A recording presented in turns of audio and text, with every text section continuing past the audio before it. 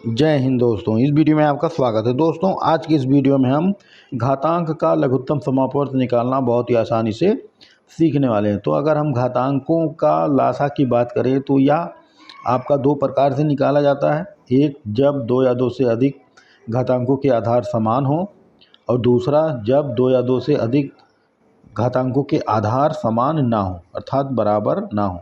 क्या? आधार जब बराबर ना हो। ठीक है, तो सबसे पहले हम बात करेंगे जब आधार समान हो तब हम लासा कैसे निकालते हैं। तो सबसे पहले यहाँ पर अगर आप देखेंगे तो हमने आपका एक सवाल लिया हुआ है जो कि है 9 की घाते 5 और 9 की घाते 3 और 9 की घाते 11 और 9 की घाते 7 का लासा क्या होगा। ठीक है, तो इसमें आपको क्या करना है, सिर्फ यह देखना है यदि दिए गए सभी घातांकों के आधार आपस में बराबर हैं।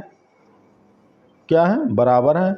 तो जिस घातांक की घात सबसे अधिक होगी वही उसका क्या होगा, लघुत्तम समापवर्त होगा। ठीक है, आपको क्या ध्यान देना है कि अगर आधार समान है और जिसका घातांक सबसे अधिक है वही क्या हो जाएगा, इसका लघुत्तम समापवर्त हो जाएगा।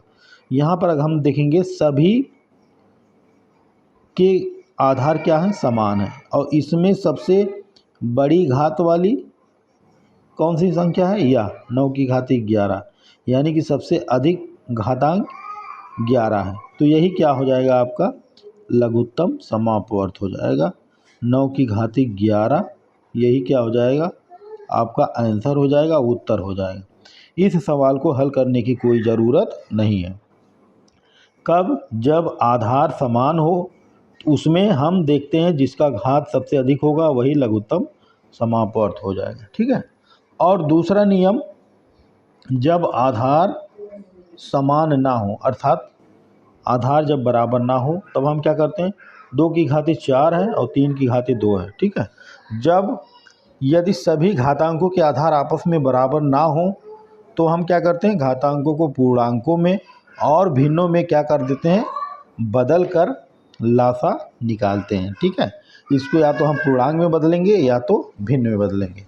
तो जैसे यहाँ पर 2 की घाते 4 है तो इसको हम पूर्णांक में बदलेंगे। 2 की घाते 4 का मतलब 2 गुणे 2 गुणे 2 गुणे 2, 4 बार, और 3 की घाते 2 का मतलब हो जाएगा 3 गुणे 3, अर्थात 2 दुनाई 4, 4 दुनाई 8, 8 दुनाई 16। ठीक है, कितना, 16। इसका हो जाएगा 3 तिरिक का 9। ठीक है, अर्थात आपको क्या ज्ञात करना है, 16 और 9 का लासा निकालना है। ठीक है, सबसे पहले हमने क्या किया, घातांकों को, यानी कि जो आधार और घातांक है इसको हम क्या किए हैं, घातांकों को पूर्णांकों में बदल लिए हैं। अब इन्हीं संख्याओं को हमको क्या करना है, लघुत्तम समापवर्त निकालना है। ठीक है, 16 और 9, 16 और 9 का लासा हम किस प्रकार निकालते हैं।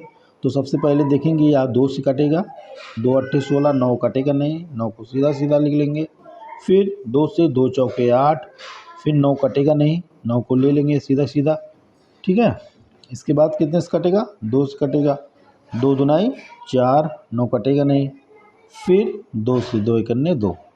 अब 9 आपका किस से कटेगा, 3 से कटेगा, यहाँ पर 1 हो जाएगा और 3 तिरिक का 9 हो जाएगा, फिर 3 से 3 करने 3। अर्थात यह प्रक्रिया तब तक आपको करनी है जब तक यहाँ पर आपका 1 ना आ जाए।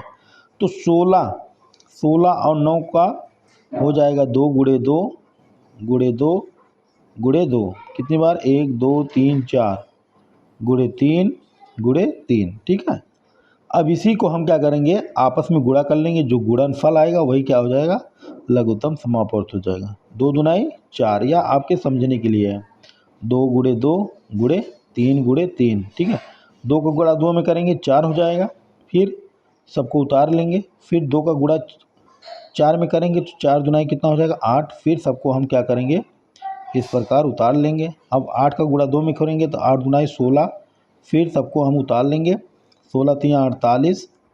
ठीक है, कितना हो जाएगा, 16 तियाँ 48, फिर हम सबको उतार लेंगे। अब 3 का गुणा 48 में करेंगे तो 3 अट्ठे 16, 3 अट्ठे 24, और 3 चौके 12, 2 14। कितना हो गया 144, ठीक है।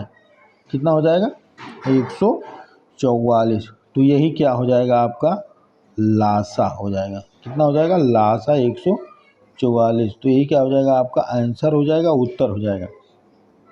अगर 2 की घात 4 और 3 की घात 2 है उसका लासा निकालेंगे तो उत्तर कितना मिलेगा 144, ठीक है। तो इस प्रकार हम क्या करते हैं घातांकों का लासा निकालना बहुत ही आसानी से सीखते हैं। तो उम्मीद करते हैं यह वीडियो अगर आपने शुरू से अंत तक देखा होगा तो आप घातांकों का लासा निकालना बहुत ही आसानी से सीख गए होंगे। मिलते हैं अगली वीडियो में, तब तक के लिए जय हिंद।